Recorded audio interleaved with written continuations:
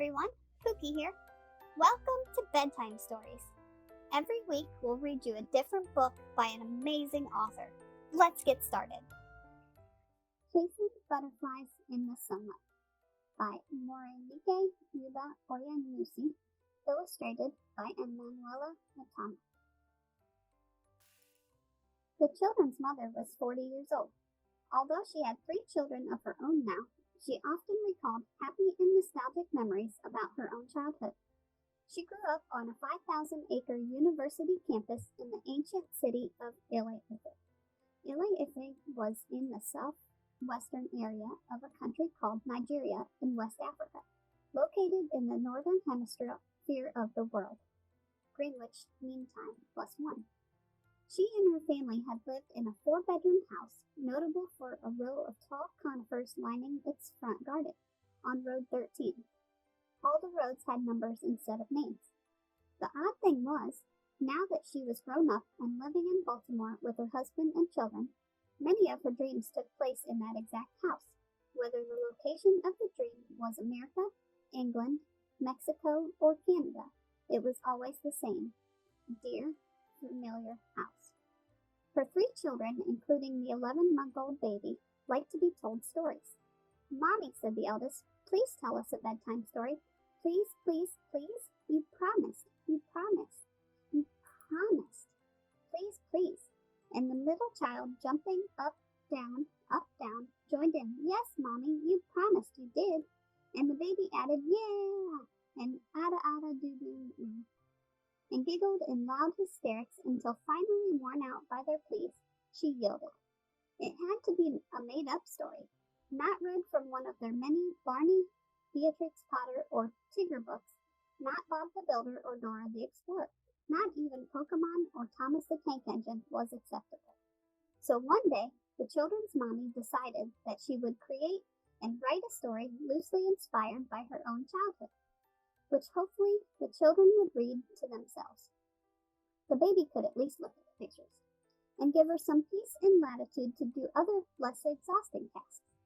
In between going to work and making meals, in between reading them stories, making sure they were dressed, and taking them to the zoo, aquarium, or science center, in between going to visit Thomas the Tank Engine at Baltimore Railroad Museum, carting the oldest and middle children to play dates and sleepovers, and seeing that they went to school and did their homework, she wrote several tales. Finally, hooray! The book was done and ready to be read. You'll discover in the pages ahead the colorful and exciting world of tales created by the children's mommy. The children gladly read, reread, and relished the stories. They hope and expect that you will find the stories as alluring as they did. Welcome home, baby Rosie. Ronke was sulking in her room. Now that the baby was here, they didn't seem to have time for her anymore. Ronke was 6 years old. Ever since she could remember, she had prayed every night for a baby Rosie. She couldn't imagine why they laughed when she said that, or sister.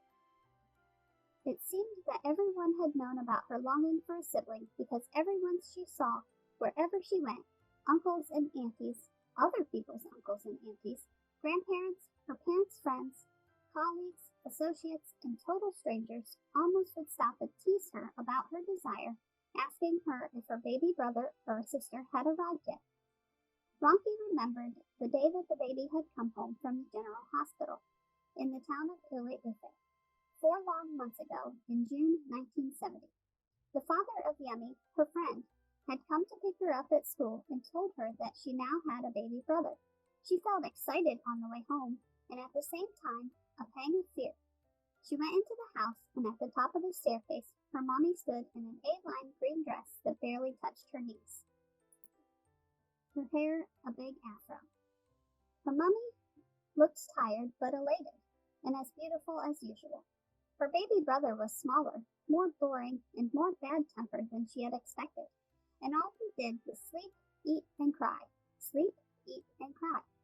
She had walked softly around the house, and everyone told her that she was making too much noise, and not to be clumsy, for she had 2 left flat feet, and one tended to get in the way of the other. Just earlier today, Daddy had spanked her for the very first time in her whole life, He had never ever before said an angry word to her. Mommy told her off for making a mess with a drink as she ate at the table. In a fit of temper, Ronke had left the dining table, taking a pair of scissors and cut a few holes in the turquoise silk dress, with the tiny pretty yellow and purple flowers that Mommy was sewing for herself. Mommy had yanked her up the stairs to Daddy's study. Daddy, seeing how cross Mommy was, unfairly, without asking Ronke for an explanation for her behavior, had spanked her. Everything had changed. Nothing was the same. Later, Mommy said that her favorite toasted cheese and ham sandwiches were ready and tried to hug her.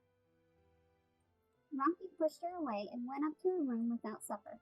After all, no one loved her anymore, and she might as well get used to being alone. She lay on her bed reading Miffy the Seesaw. She had read it unaccountable times since she was 3 years old, but she still liked to read it, especially when she was sad. Unlike the rabbit's family, Ronke and her family lived far, far away from the beach. The closest beach that Ronke knew of was Bar Beach in Lagos. She did not get to go there very often, as it was hundreds of miles away. She liked to look at the brightly colored pictures in the Miffy book and imagine being at the beach, collecting pink seashells and swimming in the cold water and building a tall sandcastle. Then she read I Wish, which Mommy had bought her for the last month, and which was also now one of her best-loved books.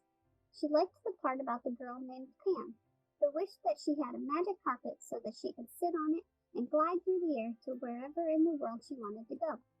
Ronke wished that she had a magic carpet right now and could soar to the other side of the world, Australia perhaps, so that she could see the kangaroos, or maybe the North Pole so she could meet an Eskimo or a penguin, and then everyone would wish they had been much nicer to her. She finally fell asleep, still feeling a little sorry for herself, with Timmy, her faithful, non-judgmental stuffed dog, and held closely to her chest. Be sure to read the rest of Chasing Butterflies in the Sunlight. You can get your copy at Amazon.com. Thanks for watching. We'll see you back here next week for another bedtime story.